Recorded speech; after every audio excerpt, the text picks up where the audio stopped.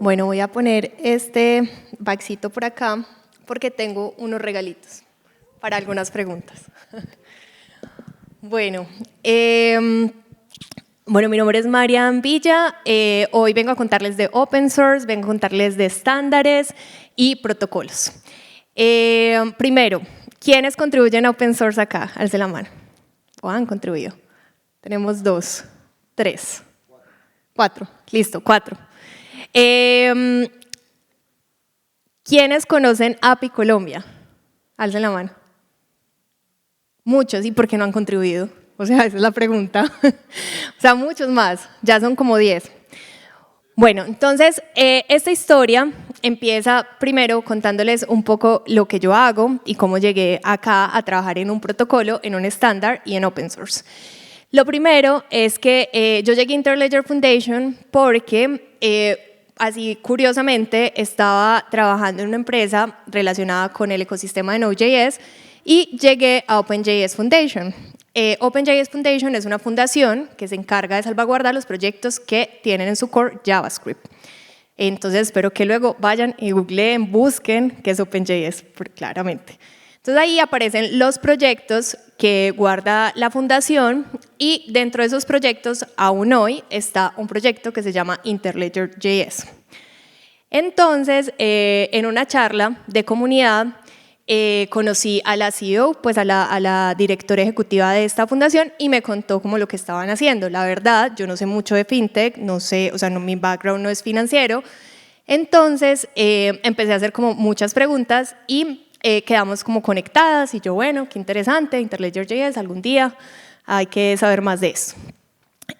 Adicional, los que no me conocen pues de acá del ecosistema, yo cofundé, porque es un ejercicio colaborativo con varias chicas, porque eso es hacer comunidad, es entre varias, ¿cierto? Y entre varios, construimos una comunidad que se llama Pioneras Dev, que ha estado más quieta y más tranquila este año. Creo que todos hemos estado pasando por cambios en general y más el tema pues, de diversidad e inclusión ha estado muy en pausa y creo que no es un secreto para nadie en el mundo, pero por eso son tan importantes este tipo de espacios. Y cuando me dijeron, bueno, que si quería venir a dar una charla, yo listo, sí de una, sí a todo.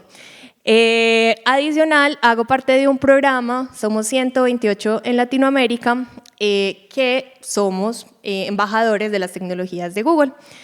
Pues Google ha sido parte como de mi, no sé, de mi carrera desde el inicio, me gustan sus productos, los consumo, bueno, y entonces es un honor ser parte de ese grupo selecto de embajadores.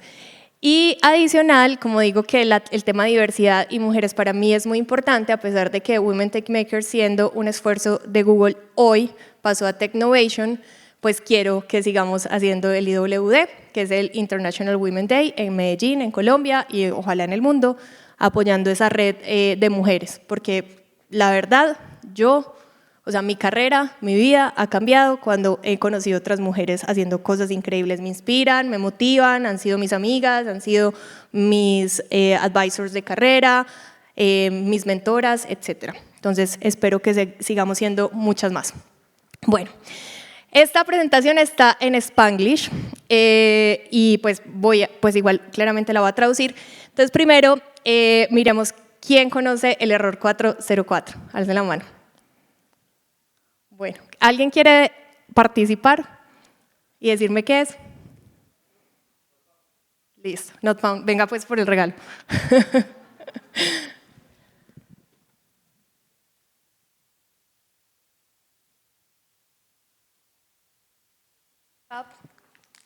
Y hay veces se siente en contra, ábrelo y empieza a jugar con él.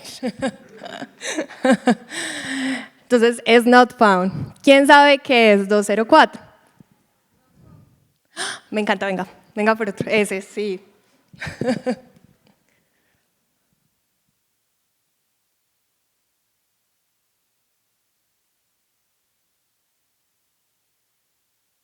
Bueno, ¿y qué es 418? Alcen la mano. Listo. Entonces, 418 realmente es un chiste. Es un chiste, pero es un chiste estándar. O sea, está en la documentación.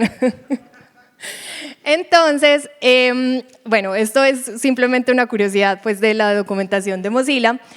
Y a nivel de documentación, pues hay los errores, según sus codificaciones, están relacionados a alguna funcionalidad, ¿cierto? Entonces tenemos respuestas de información, respuestas de que algo fue exitoso, respuestas que fue una redirección, un error del cliente y también errores del servidor, ¿cierto? ¿Y qué pasa con 402?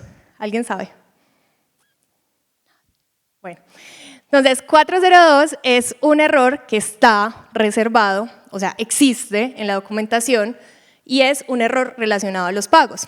Pero ¿qué pasa?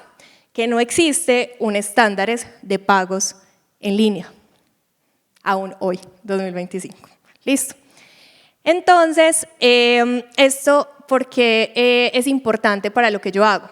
Porque lo que sucede es que cuando hablamos de dinero, entonces preguntamos, por ejemplo, yo tengo un sitio de contenido, soy desarrollador, creo plantillas, pues y ya si hacen, no sé, vibe coding o algo así, se dan cuenta que es fácil de alguna manera empezar a crear contenido, ¿cierto? Crear, no sé, imágenes, videos, etcétera, y empezar a crear negocios que trabajen por ti, bueno, o algo así.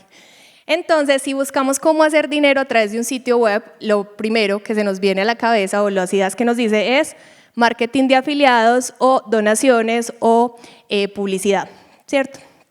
Entonces, siempre que tenemos un sitio web, generalmente, no tiene el, sí, pero no se ve, bueno, vemos así el Kiva, son anuncios, ¿cierto? Son espacios para anuncios en todas partes. Pero ¿qué tal si en vez de anuncios, los sitios web nos permitieran como pagarle al creador de contenidos de una forma pues más orgánica y así apoyar a que la web sea rentable de alguna manera? Entonces, la idea es buscar una manera como podamos enviar y monetizar los sitios web de una forma que sea más transparente y no tan intrusiva a través de anuncios. Hoy funciona a través de anuncios o a través de SaaS, de pues que uno se suscribe, por ejemplo, los periódicos para poder leer el tiempo, semana, etc.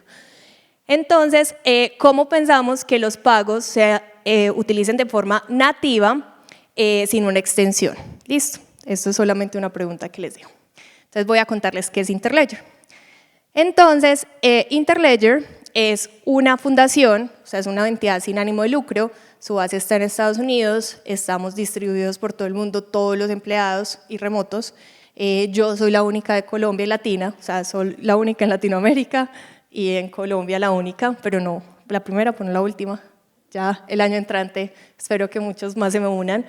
Y ellos crearon un protocolo que se llama ILP para enviar, crear un puente de comunicación entre las ASE, que pueden ser bancos, billeteras móviles, etc. ¿Eso qué significa? Que cada punto o libro contable ledger, por eso se llama Interledger, es porque es entre libros o a través de Internet. Vamos a entender un poco mejor qué es eso. Entonces, lo primero es una red. Esa red está compuesta por paquetes y esa red incluye un intercambio de moneda. Entonces, alguien que me quiera pagar, por ejemplo, tenemos aquí un turista de Japón y él quiere comprar algo en la placita de flores. ¿Creen que sería posible? ¿Qué necesitaría este señor? Si quieren, alce la mano y alguien participa. Tengo todavía regalitos.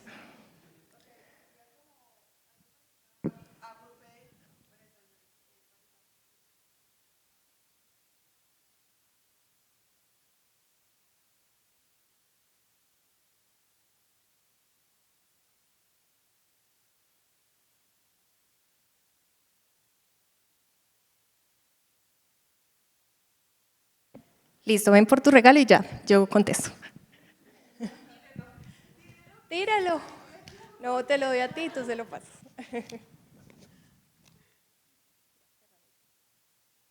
Listo, entonces, Apple Pay es una billetera. De hecho, hice una pregunta ahorita, pues hace unas semanas, hice una pregunta en el grupo de pioneras de cuáles eran como las billeteras más utilizadas en Colombia. Pero no es así, porque un protocolo está más abajo, listo, está en la parte de comunicación, o sea, es el que hace el enlace, el puente. Entonces, sí es verdad que hoy podría utilizar un datáfono o contactless o el celular o una tarjeta, etcétera, pero pueden pasar muchas cosas. Uno, que el dinero salga de su cuenta, no se sabe dónde quedó, y el vendedor de la placita de flores dice, no, a mí no me ha entrado, ¿cierto? Entonces, un problema de comunicación. Ya voy a contar. Entonces, hay un problema ahí de comunicación, ¿cierto? Lo otro es que hay unos cargos, ¿cierto? ¿Por qué? Porque hay hay un cambio de divisa, ¿cierto? Entonces, de yenes a pesos, bueno, entonces hay comisiones y hay intermediarios que van a ayudar a hacer ese cambio de divisa. Lo otro es que puede que les salga un error porque piensan que está cometiendo un fraude porque está en Colombia. Entonces le dicen, como le bloquean el banco, bueno, entonces le toca llamar y si no tiene una línea internacional, etcétera. Que son experiencias de usuario fallidas. Por ejemplo, a mí me pasó en estos días una experiencia de usuario que me preguntó ahorita, porque la verdad me sentí muy frustrada con una aerolínea muy famosa de Colombia, que por eso me dolió mucho, Avianca. Entonces, ¿qué sucede? Que, por ejemplo, en ese caso yo tenía que contactar al call center, pues al centro de soporte, pero el centro de soporte tiene una línea en México, tiene 2 líneas realmente de soporte, y uno llama, y cuando está llamando, te dice, digita pues tu número de LifeMiles de fidelización, y no te da tiempo de terminar de digitar, porque inmediatamente te transmite, dice, esta llamada está automatizada, entonces con AI, entonces te vamos a contactar por WhatsApp. Pero la línea en la que tú estás llamando es una línea internacional, por tanto el WhatsApp nunca llega, porque mi WhatsApp estás con mi número de Colombia. Flujos que no funcionan. Bien, y luego te dicen, pero contáctelo, y el WhatsApp no, bueno, hasta que ya sé cuál es el WhatsApp, ya lo guardé, pero no es fácil llegar a ese WhatsApp en el que te habla el robot. Y adicional, si eres cliente de cierto estatus, te dice que es un trato preferencial, pero luego hablas y no se puede hacer nada, o sea, no. En fin, todo está roto ahí. Pero bueno, supongamos que ese es el caso de una persona que está intentando hacer un pago. Entonces, ¿qué permite el protocolo? Cuando vemos la arquitectura de Internet, este es Interledger y esto es Internet, sabemos que Internet tiene cables submarinos, necesita una infraestructura física y una infraestructura de red también, entonces tenemos Wi-Fi, tenemos Ethernet, tenemos Bluetooth, ¿cierto? En la parte de redes, pero hay un protocolo de enlace. Ese protocolo de enlace es IP, ¿cierto? También hay una capa de transporte y tenemos una capa de aplicación, que es como podemos ingresar, o sea, a los sitios web, ¿cierto? Entonces, Interledger lo que hace es copiar esa arquitectura de Internet y tratar de encontrar un símil o un equivalente. Entonces, por ejemplo, si me preguntan muchas personas por el Ledger, porque el Ledger luego se popularizó asociado a criptomonedas, ¿cierto? Interledger no es cripto, listo, primer punto, que eso me gusta aclarar. Segundo, sí, tú puedes hacer intercambios monetarios porque es un currency más, o sea, es una moneda más, entre cripto a pesos colombianos o entre cripto a yenes japoneses, pero eso depende de ti, pues eso no tiene nada que ver con el protocolo. Entonces, me faltó en la otra lo de TCP, en la parte de transporte de Internet, entonces el protocolo está en este nivel. ¿Qué pasa? Si se dan cuenta, aquí en la parte de arriba está Open Payments, que ya les voy a explicar qué es. Entonces, Interledger es una fundación non-profit que tiene una red y esa red está soportada en un protocolo que ellos crearon que se llama ILP y ese protocolo adicional creamos una aplicación que se llama Open Payments, entonces es una RESTful API, o sea que es agnóstica, se puede consumir desde cualquier lenguaje. Tiene documentación en línea, es open source, o sea que ustedes pueden en este momento utilizarla. ¿Y cómo funciona? Entonces, los paquetes se dividen en paquetes pequeños y luego el que recibe lo que hace es básicamente esto, o sea, los vuelve a ensamblar. Entonces, los ASE, que son bancos o billeteras móviles, por ejemplo, Nequi o DaviPlata, Apple Pay también, lo que hacen son los proveedores de dinero móvil y la parte de transacción se hace con ellos, o sea, la parte ya de liquidación de divisas. Pero, por ejemplo, yo como desarrolladora gano en dólares y en dólares yo quiero traer plata a Colombia. ¿Cómo se hace eso? Alguien que me explique su flujo. ¿Cuánto pagas en PayPal? Sigamos, PayPal, ¿qué más?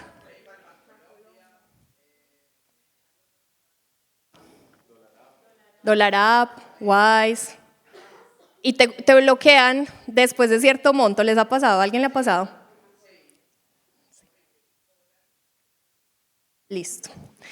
Entonces, eso es lo que está tratando también. Entonces, ¿cuáles son como las ventajas de esto? Bueno, entonces lo que hace, como es una red, primero, si algo falla, por ejemplo, si algún proveedor de infraestructura de nube falla, el que sea, ¿cierto? Pues hay varios que han estado fallando. Entonces, él busca la forma más eficiente porque tiene esa red, o sea, él se conecta, ¿cierto? Entonces, lo primero que hace es preparar y luego en 2 pasos hace, en 2 pasos hace una ejecución pues de 2 fases y en la segunda diligencia, o sea, él vuelve. Entonces, Interledger tiene una liquidación que es flexible y que define las reglas de los paquetes, pero la regla de los paquetes solo se define como por cada tramo entre nodos, ¿cierto? A nivel técnico, igual pueden leer más de la documentación pues en línea. Hay un blog post, que es el primer blog post en español de Interledger, que se llama El Universo de Interledger, para que vayan y lo lean con calma en el blog post técnico, escrito por mí, pues traducido por mí, adaptado por mí. Entonces, ¿qué es Open Payments? En conclusión, puedes integrarlo. Por ejemplo, ustedes quieren hacer una aplicación para vendedores de la placita de flores. Lo pueden hacer hoy y utilizar Open Payments hoy. Listo, porque es una RESTful API.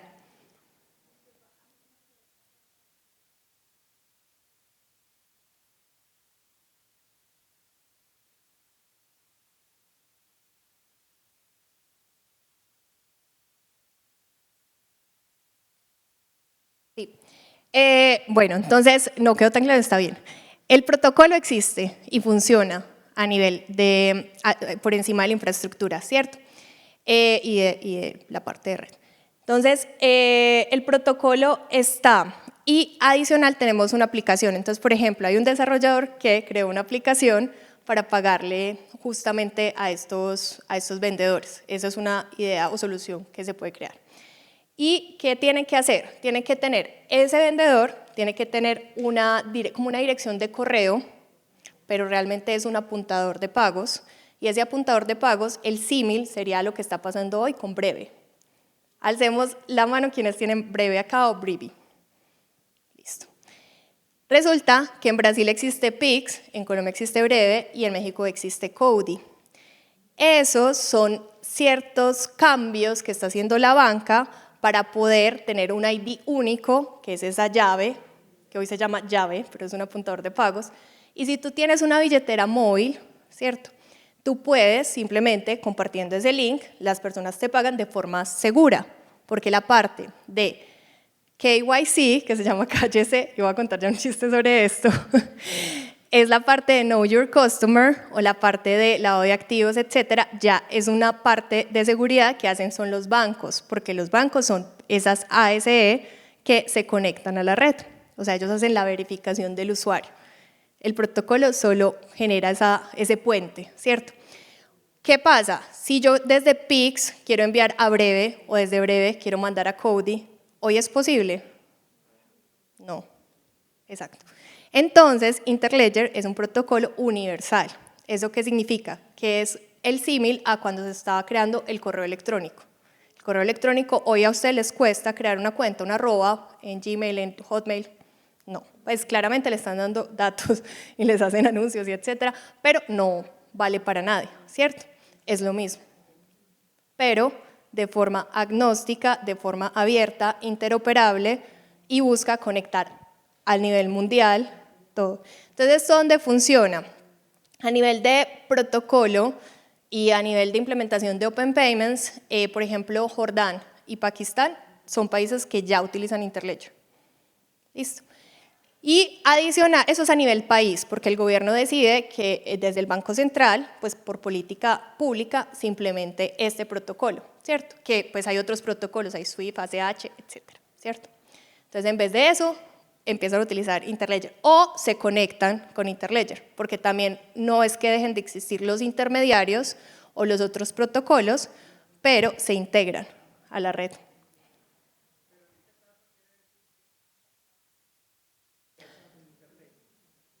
Deben tener una billetera y sí, idealmente una billetera. O sea, en este caso, porque todavía no es estándar, ya les voy a contar cómo vamos para ser un estándar, en la web sí deben tener una billetera. Porque blockchain es otra cosa. Esto funciona a nivel criptográfico, o sea, y sí tiene hash agreements, pero no es blockchain.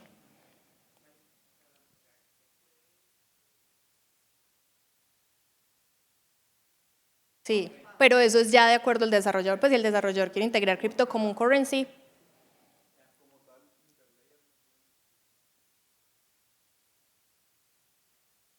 no. Sí, de hecho en con México nos preguntaban, pues teníamos un estancito y nos preguntaron que, pues alguien hizo esa pregunta y yo como, pues sí, sí se puede. Como si yo hago un fork del proyecto, porque es open source, y creo mi propio, pues mi propia red, como que sí, pues puedes hacerlo, o sea, de que la realidad es que puedes hacerlo, pero la idea de esto son pagos interoperables, open source abierto a contribuidores y que todos pues empecemos a adoptarlo. Claramente se requiere adopción, ¿cierto? Sí. No, porque las ASE son las que hacen esa verificación. O sea, a nivel legal, nosotros no tenemos nada que ver. No es que nos desentendamos, sino que es la misma cultura, o sea, por eso es open source, o sea, es abierto, o sea, de que claramente en open source hay personas que inyectan código malicioso, pues no te voy a decir que no, ¿cierto? Pero que ese es el principio con el que es hecho ese proyecto, no. Listo.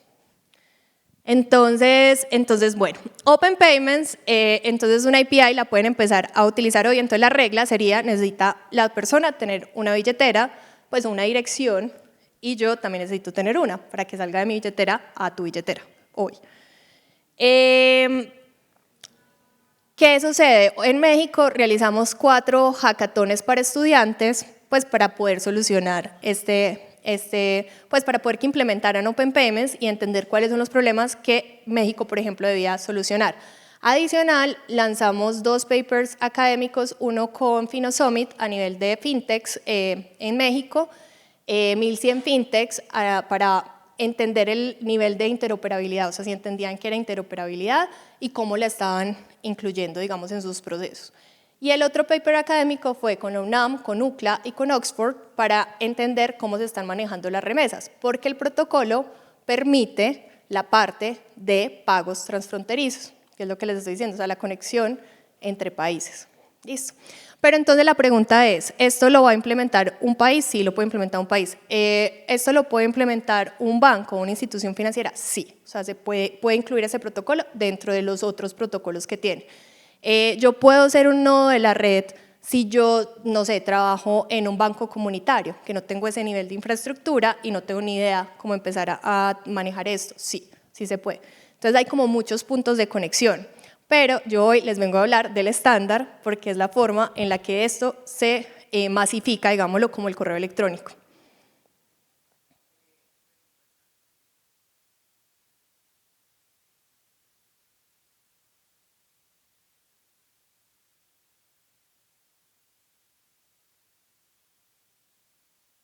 No.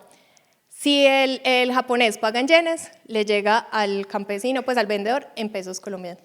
Inmediatamente, y no se queda en el limbo 2 días, 3 días mientras da la liquidación, porque hay bancos incluso que cierran, o sea, que tienen un protocolo de cierre. Entonces, lo que hace es revisar cuál es el canal más rápido para que le dé la mejor tasa de cambio. O sea, esa es la parte de la regla. Pero hay una parte importante. Interledger no se queda con ninguna comisión, ¿cierto? Eso también es importante. Entonces, ¿tiene que pagar alguna comisión? Probablemente al momento de hacer la conexión de los nodos le dé una comisión, pero no, pues, pero hizo un intermediario, pero se quitó 4 más intermediarios que tenía. ¿Me entienden? Entonces, hacerlo más eficiente, pero no significa todavía que no tenga que poner una comisión, no a Interledger, sino en la cadena. Listo. Bueno, entonces, Open Payments es una API estándar, agnóstica, hay documentación para Node.js, para TypeScript, hay documentación también, la de Python no está muy completa, entonces si quieren contribuir es una invitación para que nos ayuden a terminarla, porque todo es por contribuidores de open source. Está PHP y está Rust. Tenemos un curso que, como esto es open source y adicional, es una NGO, o sea, es una institución sin ánimo de lucro, es una organización sin ánimo de lucro, está abierto, o sea, negociamos con Platzi para que las personas con cuenta de Platzi, gratuita, sin pagar premium, tengan acceso al curso y lo pueden hacer. O sea, es un curso básico, dura 2 horitas, los contenidos, y les dan pues un certificado y van a entender sobre la API, o sea, sobre Open Payments a grandes rasgos. Listo, por si lo quieren tomar hoy, es una invitación. Hicimos ese contenido en español, porque toda la documentación está en inglés y ya también la tradujimos, pero la mayoría está en inglés. Y si quieren ver, pues en el canal de YouTube también hay un playlist pues, para entender mucho más pues, como del protocolo, del API, etc.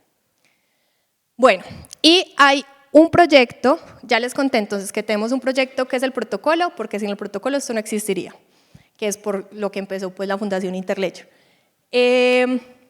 Tenemos la API, que es Open Payments, y adicional tenemos un proyecto que es Web Monetization, que está por encima de Open Payments. ¿Por qué? Porque busca solucionar un problema y es cómo recibimos pagos a través de los browsers. ¿Listo? Entonces les hablaba ahora que la forma de monetizar un sitio web es a través de anuncios. Pero ¿qué sucede? ¿Cómo podemos hacer que los pagos se vuelvan un estándar? Es decir, que yo pueda importar mi ID, o sea, mi payment pointer, a mi explorador. Pues, entonces, por ejemplo, yo puedo importar hoy bookmarks, ¿cierto? Como cuáles, o tener ciertas personalizaciones en mi experiencia con mi browser.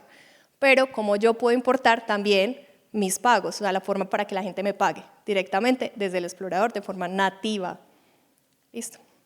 Entonces, así es lo que sucede pues, a los ojos del usuario. O sea, existe la World Wide Web, que es Internet, y simplemente funciona. O sea, todo lo que les expliqué hacia abajo es como, eso funciona.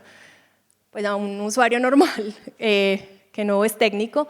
Interledger tiene Web Monetization y tiene todas esas otras capas y simplemente funciona. Entonces, ¿cómo algo se convierte en un estándar? Entonces resulta que, retomemos, tenemos anuncios en todas partes, pero hay varias cosas. Uno, yo, por ejemplo, pago el tiempo, pero hay veces veo un artículo del tiempo y dice, esto fue escrito por inteligencia artificial. Y ni siquiera me dice qué inteligencia artificial, pues cuál fue el prompt, si hubo un periodista que lo verificó, o sea, no tengo ni idea de nada. Entonces yo digo, pues qué basura, o sea, para eso pues le digo a ChatGPT que me diga el resumen de las noticias de la semana, ¿cierto? Entonces, no todos los sitios web valen la pena, ni todos los contenidos a mí me interesan, ¿cierto? Otro punto es que no todos los países son iguales, o sea, hay también limitaciones en legislación, en política, en protocolos, en acceso a infraestructura, etc. Entonces, no todos los países son iguales. Y lo otro es que no todo el mundo pues, tiene para pagar pues, una suscripción, o sea, si sea barata, pues 200.000 pesos, digamos que para mí es barato, pero ¿qué es barato, qué es caro? Pues depende, ¿cierto? Y estamos hablando que incluso los que estamos acá somos, no sé, el 1% de la población o menos, o sea, en Colombia. En Colombia hay personas que pueden pagar 1.000 pesos, ¿cierto? O 300 pesos o 500 pesos. Entonces, la parte de los micropagos es un sistema o es un segmento de la población que no está siendo explotado. Visa, Mastercard, que también tienen protocolos, tienen límites. O sea, tú no puedes hacer transacciones si no son más de $5, ¿cierto? Y pensemos entonces en nuestra población, volvamos a retomar. Creemos que hay personas que harían transacciones, no sé, de 0.5 centavos de dólar. Sí. La respuesta es sí. Entonces, eso es algo que se puede hacer con Interledger. Entonces ya dijimos que son interoperables, o sea, que se puede a nivel mundial. Segundo, se puede hacer, pues es específico también o está pensado para temas transfronterizos, o sea, para pagos entre diferentes monedas y a través de las fronteras. Y lo otro es que tiene una aplicación de micropagos. Entonces, eso es muy interesante cuando pensamos en que no todo el mundo precisamente está en países que están desarrollados. Pensamos en que no todo el mundo es millonario ni tiene un montón de recursos pues, para pagar todo lo que utiliza. Y adicional, que sería muy interesante poder resolver ese 402 que ahora hablamos, ¿cierto? cuál es el estándar de pagos. Entonces, Web Monetization es una propuesta que lo que hace es habilitar a los sitios web para que puedan recibir dinero de una forma, pues con una interacción mínima de parte del usuario. Entonces, esto no es solo una propuesta, ya les dije que el protocolo existe y funciona, para que vayan y lo prueben. La API existe y funciona, se necesitan billeteras, y si ven ahí la documentación, ahí tenemos unas sugeridas, pero incluso si ustedes están haciendo una implementación de billeteras o trabajan para una billetera en Colombia, pueden decirle que se monten. Ahí hay un botoncito que dice enviar un PR, pues enviar un PR, y felices pues de integrarlos. Y Web Monetization también existe hoy, o sea, es una realidad y también pueden empezar a explorarlo y a cacharrearlo y entenderlo. Entonces, primero es un estándar, o sea, en este momento es un borrador, estaban en Japón en TPAC, que es la reunión que hace la W3C, ¿cierto? El consorcio hace una reunión para hablar de cuál es la agenda o cuáles son las cosas nuevas que se van a implementar en la web, ¿cierto? Entonces, todas las Big Tech estaban en Japón y adicional, todas las personas que generan propuestas para la W3C. Entonces, bueno, Web Monetization ya hace parte, lleva 3 años en ese proceso, ya el otro año serían 4. Hoy es una extensión, yo sé que no nos gustan mucho las extensiones, pero existe. Entonces es una extensión, estamos trabajando con el equipo de Chromium para integrarlo y eso, bueno, entonces va a tener un soporte nativo. Entonces hoy pueden utilizarlo si quieren como extensión. Si quieren probarlo, darnos feedback, recuerden que tienen que tener una billetera móvil, pero pueden hacerlo. Entonces están todos los, pues para todos los exploradores.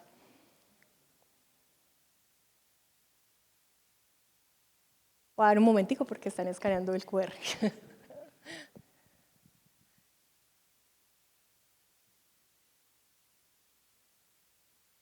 Listo. Y igual pueden ir pues al sitio web de interledger.org y leer la documentación de Web Monetization.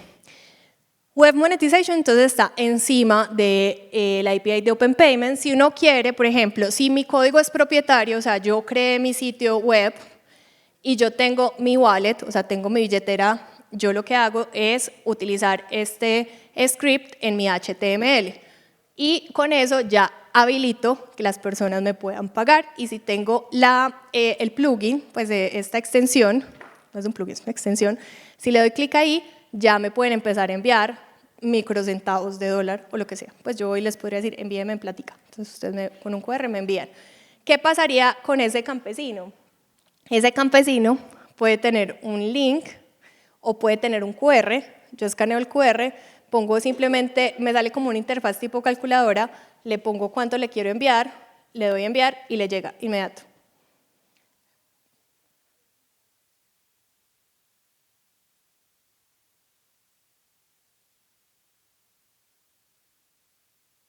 No, yo no sabría contestarte eso, habría que hablar con un contador.